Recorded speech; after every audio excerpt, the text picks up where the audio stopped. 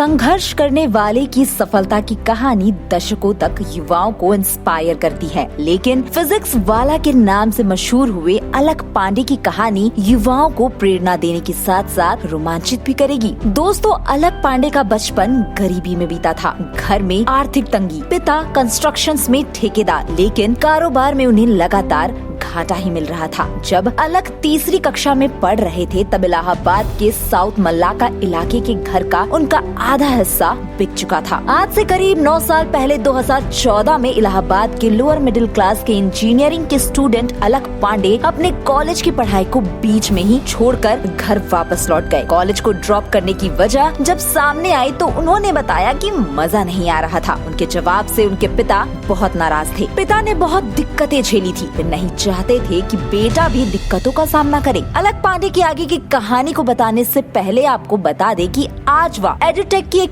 Unicorn company physics वाला के founder है। आज उनके करीब 21 ऑफलाइन कोचिंग सेंटर चल रहे हैं। इनकी कहानी ज्यादा दिलचस्प इसलिए भी है क्योंकि बहुत कम समय में उन्होंने प्रयागराज के कालिंदीपुरम इलाके की दिक्कतों को हरा दिया और सफलता का एक नया कीर्तिमान स्थापित कर दिया। दोस्तों, जब वे क्लास 6 में थे तब उनका घर लगभग बिक चुका था। अपने उस खराब दौर को याद करते हुए वो मीडिया को दिए अपने एक इंटरव्यू में बताते हैं कि उन लोगों की आर्थिक स्थिति इतनी खराब थी कि 8वीं में पढ़ते हुए 5वीं तक के बच्चों को वो ट्यूशन पढ़ाता था। उसकी माँ प्राइवेट स्कूल में टीचर थी और बहन भी ट्यूशन पढ़ाती थी। इस तरह वे घर का खर्चा चलाने के लिए कुछ न कुछ कर रहे थे। बता दें कि इंटर की पढ़ाई पूरी करने के बाद उसने घर पर पढ़ाई करते हुए उत्तर प्रदेश का प्री इंजीनियरिंग एग्जाम दिया और करीब 600 के आसपास की रैंक प्राप्त की। उन्हें प्रदेश के सबसे अच्छे कॉलेज कानपुर के हरकोट बटलर टेक्निकल इंस्टीट्यूट की मैकेनिकल ब्रांच में एडमिशन मिला। सेकेंड ईयर में आते आते अलख कानपुर के ही एक कोचिंग इंस्टीट्यूट में पढ़ाना शुरू करते हैं। कानपुर में बहुत संघर्ष के साथ वे रह रहे थे। बहुत ही छोटे से कमरे में वो अपने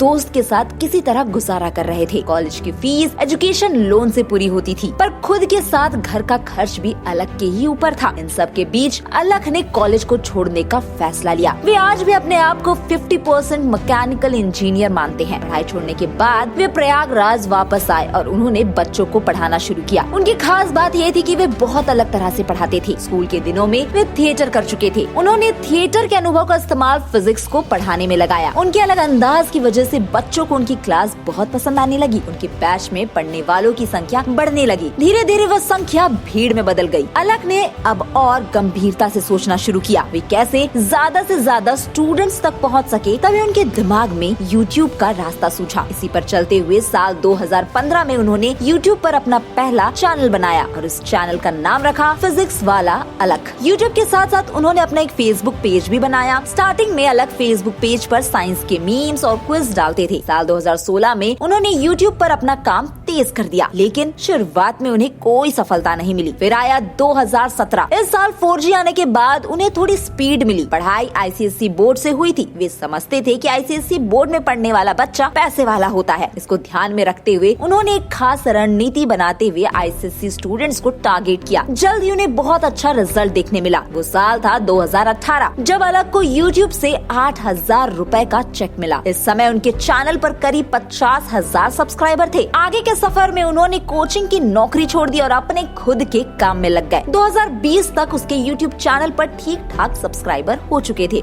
इस वक्त अलख फ्री में क्लासेस लेते थे। उनकी कमाई का जरिया सिर्फ YouTube था। 2020 में कोरोना ने दस्तक दी और उसके जीवन में बेहतरीन संभावनाओं का दरवाजा खुल गया। अलख ने प्रतीक महेश्वरी के साथ मिलकर फ्यूचर के लिए काम करने लगे। उन्होंने फिजिक्स वाला के लिए ऐप डिजाइन किया। अब तक उनके सामने ऑनलाइन लर्निंग के कई प्लेटफॉर्म्स आ चुके थे। इन सब का गहन स्टडी करते हुए अलख ने सिर्फ 3,000 रुपए हर सब्जेक्ट के हिसाब से कोर्स ऑफर किया। उनके पहले ऑनलाइन बैच में करीब 60,000 से ज्यादा स्टूडेंट्स ने एडमिशन लिया। अलख की जिंदगी का ये बहुत बड़ा टर्निंग पॉइंट था, जिसके बाद वो तरक्की के रास्ते पर दौड़ पड़े। अब वे करीब 4,000 करोड़ रुपए से ज्यादा के मालिक हैं। इसी के साथ दोस्तों, नथिंग इम्पॉसिबल के स्टोरी में इतना ही। अगर आपको ऐसी ही कहानियां जो आपको इंस्पायर कर सके सुनना चाहते हैं तो बने रहे हमारे साथ। और अगर आपको ये वीडियो पसंद आया हो तो इसे लाइक शेयर करें, चैनल को सब्सक्राइब और पेज को फॉलो करना न भूलें।